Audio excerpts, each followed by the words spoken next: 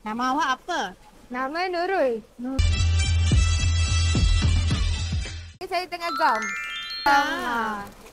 Oh, awak dah berapa lama buat benda ni tak? 2 tahun. 5 tahun? 2. 2 tahun. Tangan awak macam pro je. Awak boleh tak ajar saya macam mana nak buat benda ni? Boleh? Starting, kita gam dulu.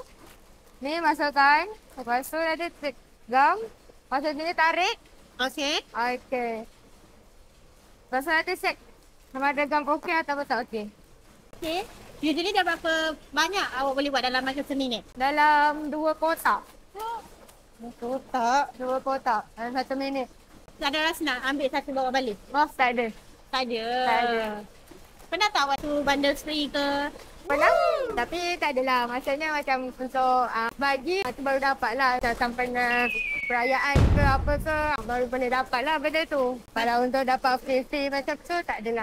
Seronok ke kerja dan naik tu sebenarnya? Seronok. Seronoknya bila kita dapat skills. Kita dapat tahu cara pegang. Lepas tu, cara kita passing. Kita dapat seronok lah, dapat skills secara baru. Thank you for the info. Okay.